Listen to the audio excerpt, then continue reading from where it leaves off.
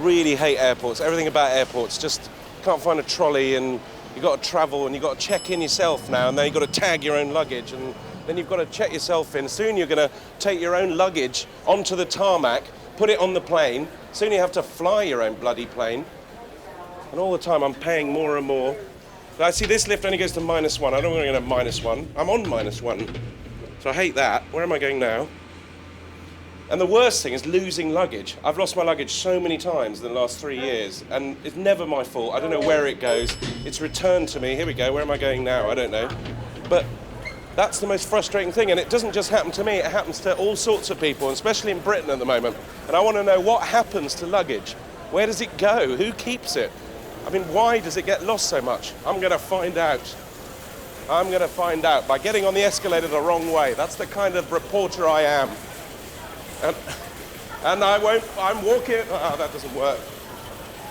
But I will find out. Last year, 22,000 bags got lost at Heathrow every single month. British Airways being the worst offender, although they blamed BAA, the British Airports Authority, who said it would be all right when Terminal 5 opened. Well, they were wrong. Within the first week of opening, 28,000 bags had gone astray, and these people own some of them. It's a disaster. Just no luggage. We've just been waiting for about an hour. Yeah, it's a bit disappointing, really. I may not have got someone from BA or the BAA to speak to me quite yet, but I did find a worker at Heathrow who was willing to tell me what was going on, but only if we kept his identity absolutely secret. He asked me to change his voice as well. We'll pixelate your face, definitely, so they won't see a thing. Yeah, I'll draw it myself. You can trust me. So, whistleblower, it does seem to be a particular problem, certainly with British Airways losing quite a lot of bags. I mean, who's to blame? I put it down to the airport authority, because there's not enough room to store and transport the bags, which gives a massive opportunity for them to go missing. So what happens? When a bag gets lost, how does that happen? I mean, The biggest problem is bags missing a connecting flight. So say I get on my next connecting flight and my bag hasn't made it onto that, what happens to my bag? They get put on the next available flight, but often there's too many and they just pile up. So when a bag's lost, for instance? When a bag's lost, they sometimes get sent to Italy or sold at an auction. Really? I think I might keep my bag next time. All right, well, thanks very much for blowing your whistle, and I hope that we don't get you in trouble. So, if you've lost your luggage, it might be sent to Italy, or if you're really lucky, it'll be sold off to strangers at an auction, like my whistleblower told me. But what kind of auction house would sell old bags full of clothes? Sotheby's? Christie's? No, Greasby's. I'm about as far south in London as it's possible to go and come out alive. I have to admit, I'm in a place called Tooting, and I'm very scared. So I'm going to do this as quickly as possible. I'm outside a place called Greasby's. It's an auctioneer's, and it's where airlines, including BA, send off a lot of their lost luggage to be sold off for charity. Now, they're not letting me film in there, so I'm going to go in, have a look round, see if I can buy something, and tell you what's going on. Don't go away, yeah? Don't shoot. They might not have let us film in there, but I managed to dig up some archive footage of the inside of Greasby's. Here, thousands of bags of your lost luggage are auctioned for hard cash. These are the people that might be buying your clothes. This man got so excited he put all the clothes on at once. I got a bit carried away. I'm a bit of a compulsive shopper, and I bought these 15 bags. They're about £10 each. I also bought these 2 girls that were found in a hold of a cargo plane from Estonia. They were £15. But with the bags, I'm going to take them back to my HQ and root through them and see if we can find their owners. Girls, I'm not quite sure what I'll do with, but think of something.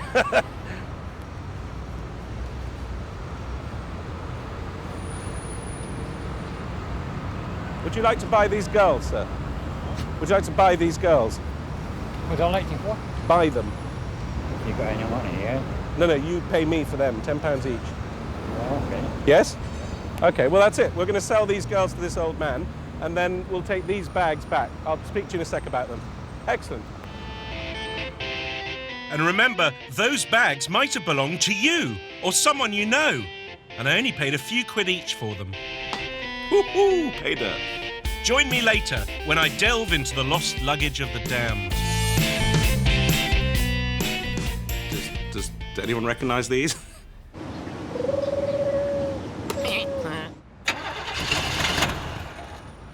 And now Jenny's going for a refund in a joke shop. So you've been out and about spending all your hard-earned cash, but the things you've bought don't live up to the lofty claims on their packaging. What's a girl to do? I'm here to show you that a little determination and some knowledge of your consumer rights might be able to help you get your money back. Hi there. Hi. I just wanted to come back. I've had a bit of a problem with some purchases. Right.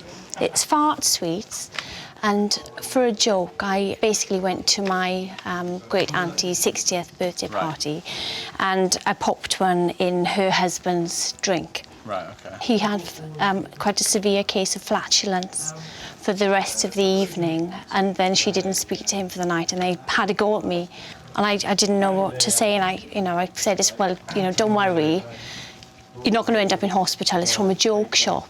Right. But what happened that night is when he coughed, obviously, from the flatulence, one thing led to another, and he followed through. And there's one more. This, right? It says on the side, now I know obviously it's a tit and maybe it's aimed at men, but it says it's the ultimate gigantic stress-relieving tit. Last night I squeezed and squeezed it, like for 2 hours, and I just got cramp in my wrist. Do you think it's relaxing to squeeze the tit? It has given me low self-esteem. I do feel quite inadequate. Why is that? Because it's so huge. My boyfriend as well has taken a real shine to this, and he won't even look at me now. You understand where I'm coming from? Sorry. Yeah, I do, yeah. So, can I have a refund? Yes, you can, yeah. Is that okay? Yeah, that's fine, yeah. Right, so I owe you £8.94. Thank you. Well, there you have it. If it doesn't do what it says on the packet, don't be shy about it. With the right attitude, you can get your money back, no matter how silly you think the claim is. And next, this, with me. Someone, somewhere, believes that the British people, you, are idiots. What else explains this onslaught of health and safety regulations? Oi, you're not wearing a mask. What are you running for? What about pollution? Oi, put a mask on. You could die. Seriously. What are you doing just walking around? What the hell are you doing? Do you know how dangerous it is? You could fall in the river and drown. Surely no one listens to these idiots. I'm the Council Health and Safety, pointing out these steps are a little bit worn, so when you go up and down them, be careful because you could trip over. I've been doing it for the last 8 years now. Really? But just be aware of your surroundings when you're in the park, because if you slipped and fell on those pointy bits there, you could puncture yourself quite badly. You going to be on that for a long time? Sorry? You're going to be on that for a long time? Yes, why? Okay, because you know it causes brain cancer? I know, it's important phone call, sorry. Yeah? It's important phone call. Yeah, but I'm Council Health and Safety, and that can cause brain cancer. I know, but it's important phone call, sorry. I really need to speak with my friend now. Yeah, but we're talking a minute. They emit rays from it. Can I speak with them? Please? Radiation. Can I speak, please? Yeah, but it's going to cause cancer in your head. And do you ever pick up any sort of dog excrement? Because if you do pick it up, you know it can carry diseases. Yeah, I would have thought so, yeah. Yeah, so if you pick up dog excrement and then leave the park with it, you will be taking a disease with you that we're not liable for. Yeah, I understand that, yeah. Okay. Sorry, sir. No, I'm just doing my job just to warn you. Just to warn you, one of those stones is loose. If you stand on it, it'll top on your fall. Just to warn you. I'm just health and safety from the council, so I'm just looking at some of the risks in the park. I mean, you're aware you could trip over that net and hurt yourself? Well, you could, yeah, but just I need to let you know that, that's all. That net? Yeah. Yes. You could trip over that and then hurt yourself or hit your head. So have you considered a helmet or something when you're playing? What, playing tennis? Yeah. Oh, really? No, I haven't. Okay. It might be something to think about. Okay. Right. Yeah? Yes. Okay, good. According to the Royal Society for the Prevention of Accidents, in just 1 year, there were 27,000 slipper-related accidents. 27,001. Excuse me, sir. I'm really sorry, but you can't go under there because the branches might fall from the tree. Can I do anything in here? Well, I'm just health and safety, so I'm just warning you, that's all. Okay. Sir, there is some dog feces there. There's dog feces. Sorry. There's dog feces just there. You know, this is an important phone call about my finances. Right. And you just like miss big thing with my life. And right. you like disturbing me with these things. I know what is health. But they're quite important. I mean, you could hurt yourself. Just last thing before I go, just to warn you, there is water all the way around there. I know. If you fell into the water, do you carry a flotation device or anything? No, I know how to swim very nice. Okay. I got 3 meters. But what if you were knocked unconscious? If I'm not unconscious, I drown myself. I know, but that's... It would be a blessing. Okay. All right, well, I'm just trying to do my job. Yeah, cool. At the last count, there were about 27,000 health and safety officers in the UK. Now, if I was one of these morons, the only thing I'd be truly concerned about was if I got hold of them. Because if I do, I'm going to give them a good kicking.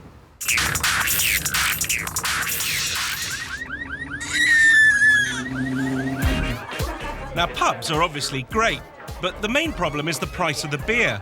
After tax, pub overheads and what you pay for the ambiance, no wonder a pint can now be well over £3. It's outrageous.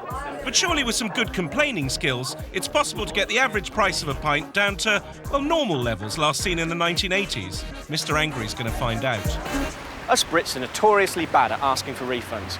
We've all been in the situation at a pub where we get a pint that's not quite right, but rather than complain, we'll suffer in silence. Well, I've come here today with my secret video specs to find out just how easy it is to get a refund on a pint of beer. The only difference is there's nothing wrong with it, and I'm going to drink most of it first.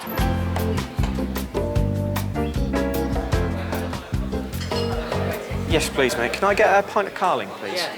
There you go, pint of Carling. Great, thanks, mate. Cheers.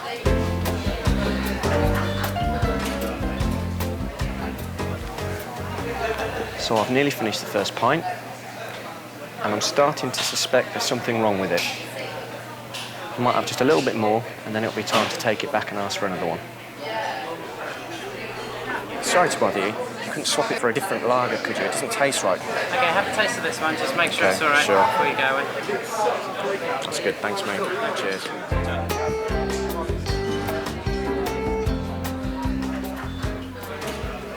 So I'm nearly down pint number 2. Once again, I'm not completely happy with it, so I think it's probably reaching that time where I should go and see if I can get it replaced with something else. Oh yeah, I just want to change it. I told him I didn't really like the lager and it just tastes a bit funny, so what I'd like to do is just swap that for a Guinness, get off lager completely. It's not exactly a whole pint though, is it? Well, no, obviously, but I had to drink it to check it was right or not, obviously. You couldn't just But you tell don't from need the to first drink sip. like most of the pint to see Yeah, but if it's not a whole tasty. pint, is it? So you bought 1 Carling and now you've had 2 pints. I haven't had 2 pints. There you go, there's some left in that one. Right, do you want now half a Guinness? I'd like a full Guinness and a full pint. Well, would you like to pay for a whole Guinness? I'd like to pay for half a Guinness.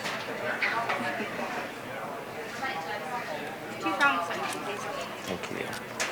Thank you. What tastes so wrong about it anyway? All I could taste was burnt hair and dog biscuits. Right. So you drank most of a pint of dog hair and... Well, like I said, I drank the first bit too quickly. Thank you very much. I'm sure this one will be much better. Thank you.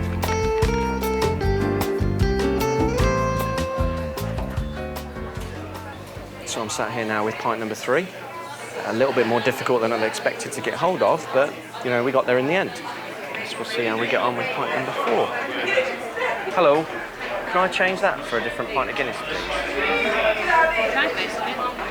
Just 1 more Guinness and then that's it. Then that's it, okay. As long as it's a good one, that'd be great. Thank you very much. So now we've got pint number 4, the sum of £2.80, bringing my average price down to 70p a pint. Cheers.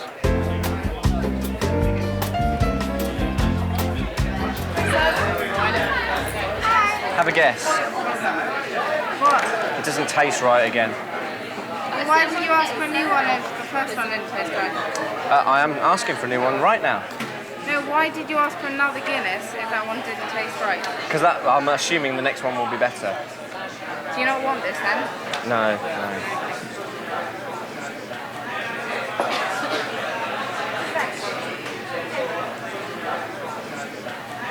Are you ignoring me? Yeah. So does that mean I'm not allowed another pint? No. Does that mean I've got to go now? I think it'll be fine. So there we go. I think we've had a bit of a result. I may have got rumbled at the end there, but I got 4 pints. I might have had to buy a half, you know, pretty much halfway through the evening, but I feel a bit sozzled and it's only cost me £4. All in all, a result. Now all I need to do is find a kebab house.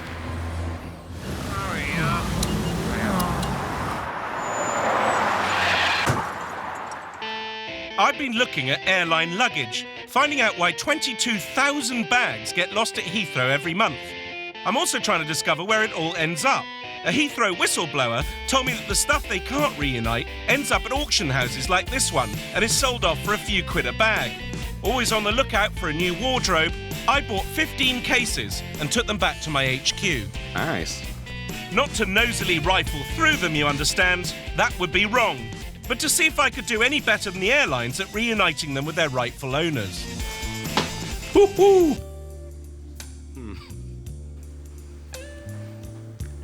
Does anyone recognise these?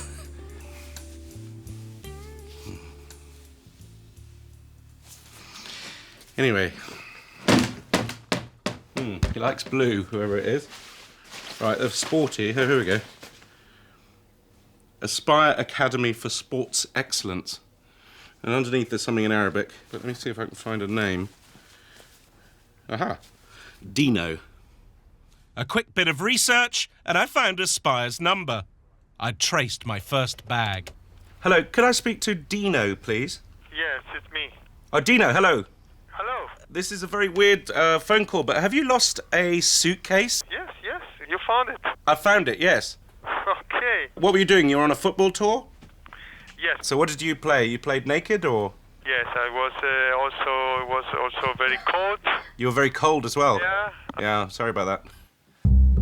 This one was owned by Dino Palazzi, travelling between Qatar and Dublin via Heathrow. Spurred on by this success, I go back to work. I feel like a customs officer. Looking for contraband. Ooh. Just found it. The University of Limerick FC football club. Oh, there we go. Dempo. Hi. I got your number through the captain of the football team at Limerick Football Club. Did you lose a suitcase? I don't know how long ago, but have you lost a suitcase ever? I have, yeah. I lost one on my way off to Canada last March. Are you quite surprised that it's sort of being auctioned? I am, yeah. Yeah.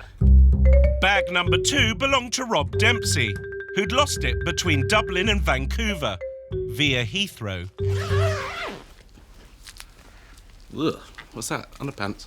Oh, they are as well. Aubergine underpants. This must be a European. Well, that's slightly too good to be true. I've got his business card. Allô, c'est Monsieur Moulin?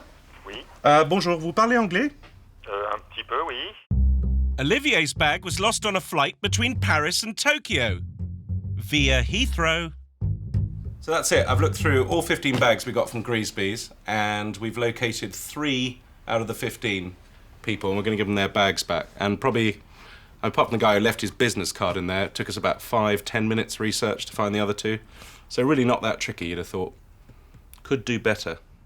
All those bags had been lost on international journeys with connecting flights at Heathrow Airport. But who's to blame? Surely the airlines had something to do with it. I looked into lost luggage law. Well, I didn't really. I got someone else to do it. Apparently, there's a thing called the Montreal Convention that sets out guidelines for air companies and what they should do with lost luggage. It turns out that with connecting flights, the responsibility lies with the airline that covers the last leg of your journey. BMI, who under the Montreal Convention are responsible for this lost bag, refused to send it back to Dino because they said it would make it look like it was their fault. And they called our efforts to get it back contrived. In fact, they said, why don't we send it back to him out of the goodness of our own hearts? Well, we're going to BMI, because we're nice. Since we filmed this, BMI have now said there was a communication breakdown in this case and promised to make sure that Dino is appropriately compensated. Dempo's lost bag was the responsibility of Air Canada, who had immediately compensated him in full on arrival in Vancouver. They were surprised to hear that I'd bought the bag at an auction, as this was not part of their policy. Nevertheless, they said they'd be happy to return it to him. Well done, Air Canada. Hello.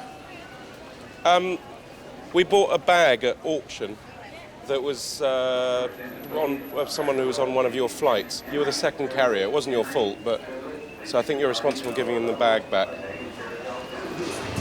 What's this? This is somebody else's bag, this chap's bag, apparently.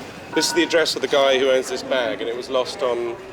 I think you were the second carrier that he was on. Okay. So I think Air Canada's agreed to take it back to him, basically, or to send it back to him. Okay. So we're just handing you the bag, that's all. Okay, that's Because great. we found it. Is that all right? Yeah, that's fine, And that's thank the you. address. That's So great. will you make sure it gets to him? Will do. Thank you very much. Thanks Brilliant. for bringing Okay. it in. Thank you very much for that. Thanks. Cheers. Bye. Another job done. I am the bringer of luggage. I quite like this job. There was one bag left to return. Olivier's bag in Paris. This was going to be a tough job, but I was determined to do it in person. Bonjour.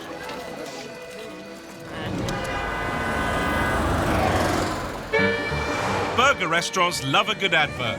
Look at this. Looks great, doesn't it? Yum, yum. But the burger you get doesn't always look like the one in the window.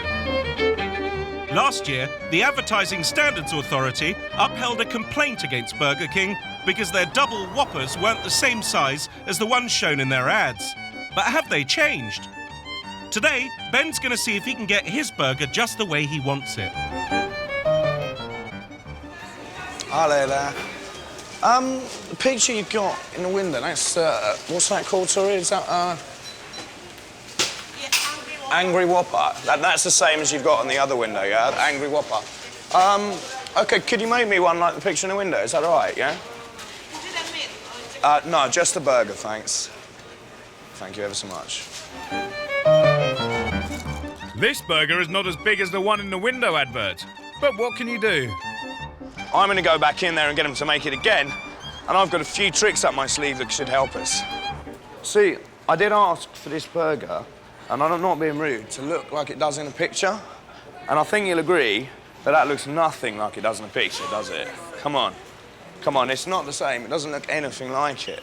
Everything is there, I can show you. Everything is there. But it doesn't look like it. I know, picture and burger is there, thing is not different. Look, I mean, that is fat, it's juicy. I mean, look, that's squashed. I mean, look at that. I mean, that is...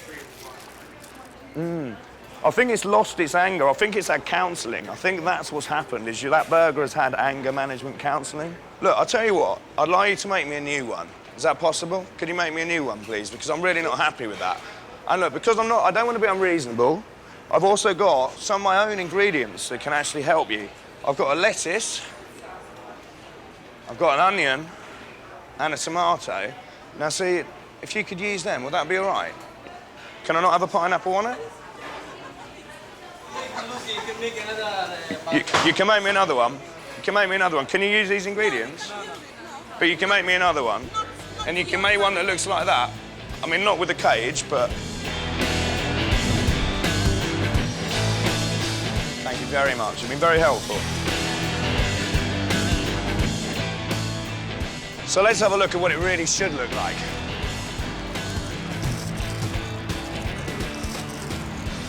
Now look, that is much better. Look, you can see it looks much more like it does in the picture. And so, next time you go into Burger King and your burger comes out and it looks like this, when it comes like this, if it looks like that, complain, and then you can get a burger that looks like this. You're not allowed to do that one, yeah? You can have it your way. Burger King say that their aim is to ensure that the products seen in our advertising represent those served in our restaurants. And to be fair, they do deliver on that. When you ask... Hurry up.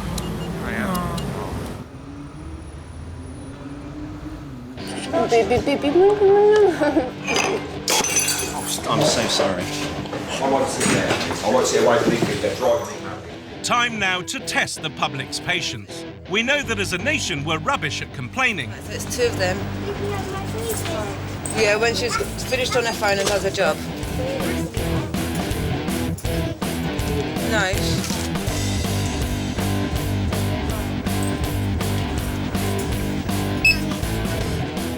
What will it take before we finally crack and dare to grumble out loud? Today, Jenny will be causing people pain by faffing at the cash point.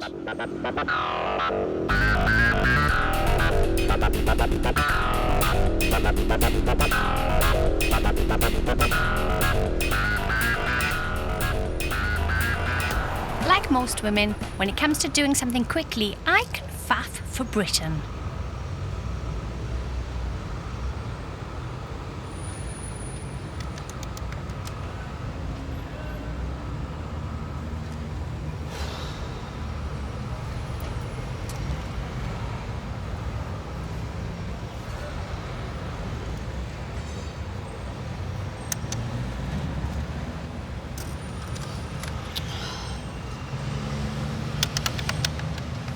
Seven minutes.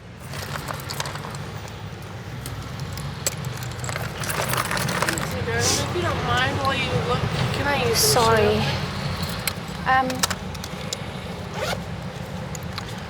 Let me just try my other card again. 2 secs. Unsurprisingly, the first person to say anything isn't British, but it's still not a complaint.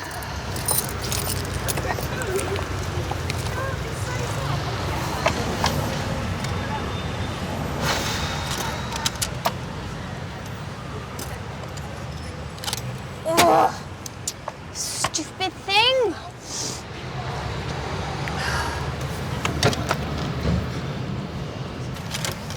Work!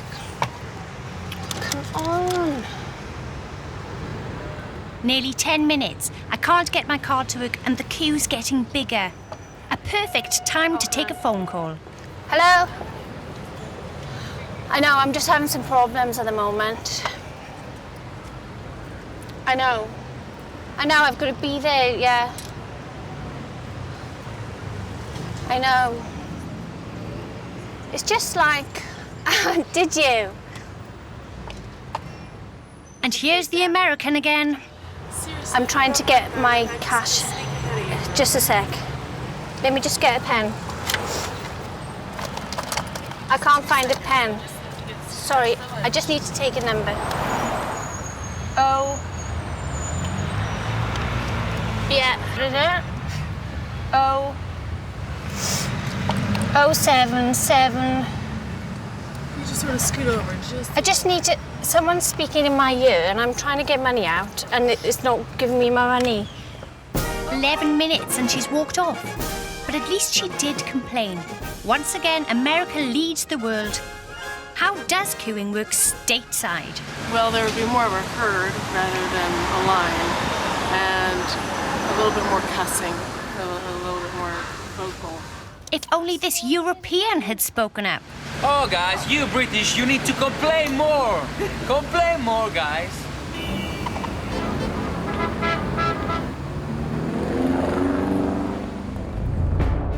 This is Mr. Angry. Now, he might not look very angry, but he is. He's angry about the estimated 2.6 billion, yes, 2.6 billion cold calls that are made each year trying to sell us something we don't want, but he won't take it lying down. They're wasting his time, so he's going to waste theirs. This week, the caller's not going to sell him anything because he's going to be a bit too interested in them.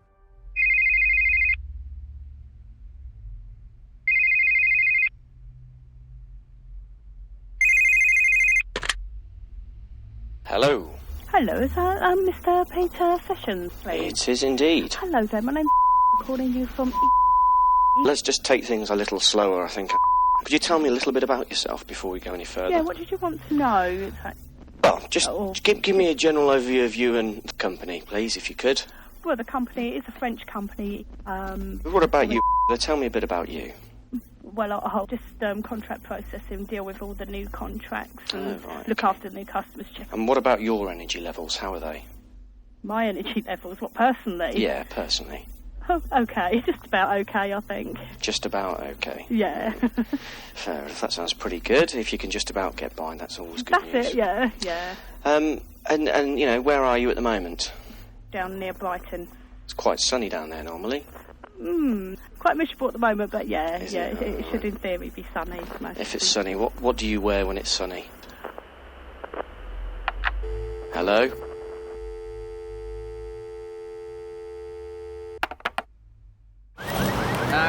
No. I've been looking into airline luggage and why so much of it gets lost. Turns out that some of it is actually auctioned at Greasby's in South London. I bought 15 bags for £150. I feel like a customs officer looking for contraband. Ooh. Just found it. After easily tracing the owners of 3 of the bags, all of which had been lost at connecting flights that went through Heathrow, I felt that one of them should be delivered in person. I'm here at a very calm St Pancras station. We're about to go to Paris to take Olivier, his bag, back. I'm going by train, Eurostar, because I know I'm not going to lose the bag this way. I have to say, this beats flying. Ooh, champagne bar. Drawing on my experience of a French exchange trip when I was 13, within minutes I was a cheese-eating surrender monkey. Bonjour.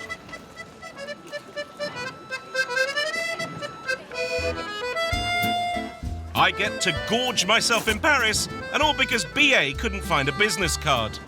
God, I love TV. Right, I've come all the way across Paris to an area called Montrouge with this bag, which is really heavy. I'm going to try and find Olivier Moulin and give him his bag back. Bonjour. Cherche Olivier Moulin?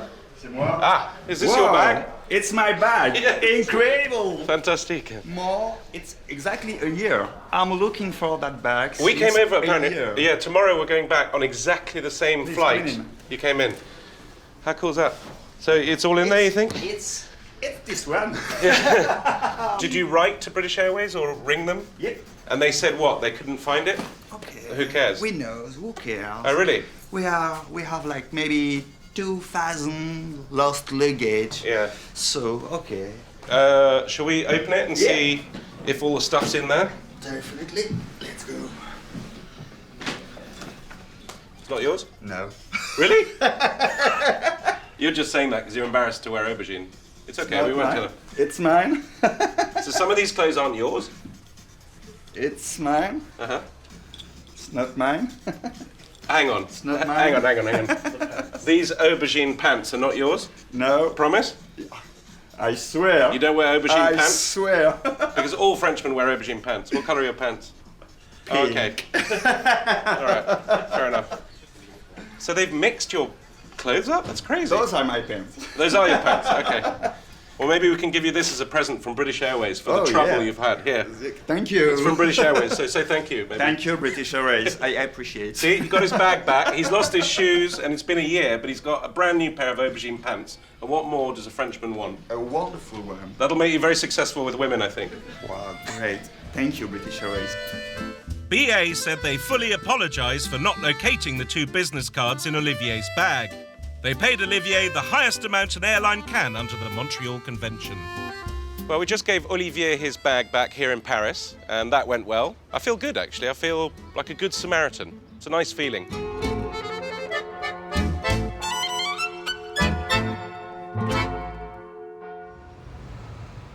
After receiving my Paris expenses, Channel 5 described them as extraordinary, quite some pressure was put on me to recoup the money by selling the leftover bags full of other people's clothes at a street auction.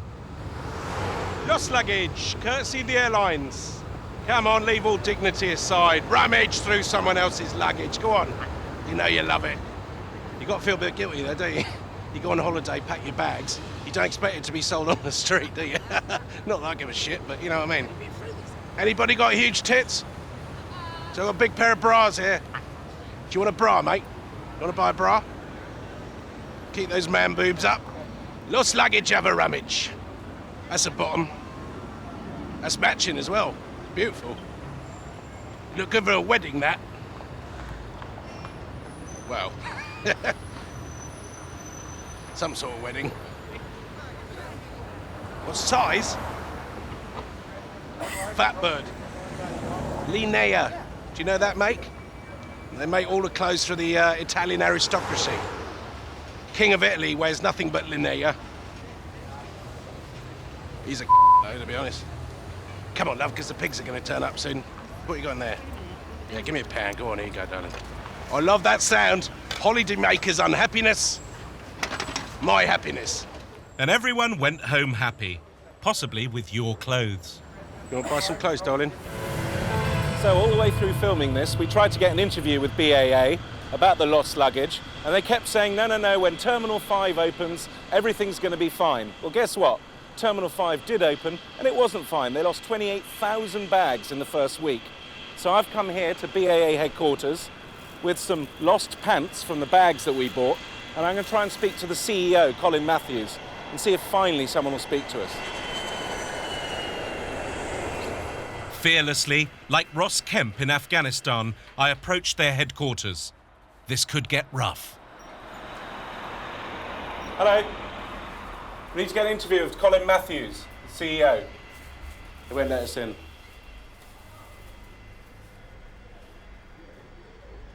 So we've been locked in this weird little bit in an airlock at the moment. They'll have to open the door to let someone out in a bit.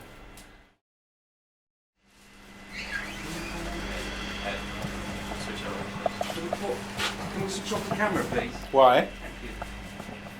Why do we have to? Because we've come in and asked for an interview, so we're just waiting for an answer. It'd be a lot easier if you just let us sit in reception and you let everyone in and out. But then logic's never been a strong part of BAA, has it? How's our interview going? Is he coming? Is he coming? Is he coming? Brilliant.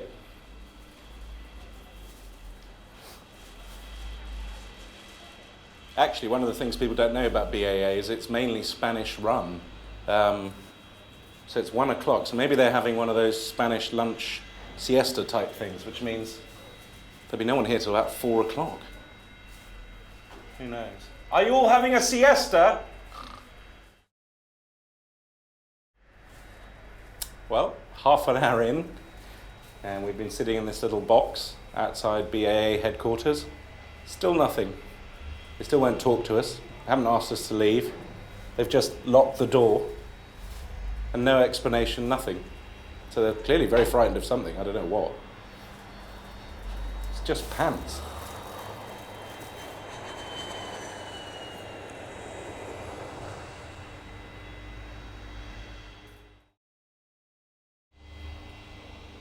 Okay, well, I've been here for 45 minutes in the little glass cubicle in front of BAA, and all we wanted to do was just see if we could have a chat with the chief executive or someone, but no one's answered us, no one said anything. They've just locked the door and kept us in this weird bubble.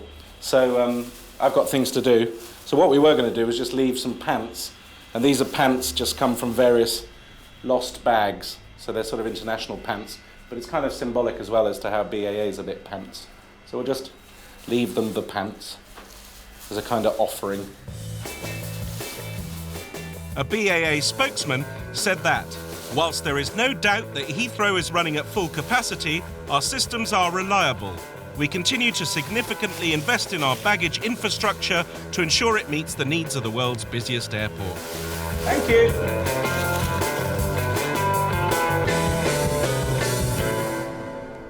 Just got back from our sort of weird hostage protest situation at BAA headquarters to find this has arrived at our offices before us. And it's the pants we just left there.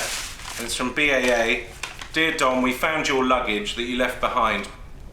BAA obviously think they're very clever and funny to have sent back my pants protest and get it back to my office before I get there. It's just a shame they can't provide that service for all their customers. And it's a shame that the owners of the 28,000 pieces of luggage that went missing the first week of Terminal 5 didn't receive that service. So could do better, and you're still pants.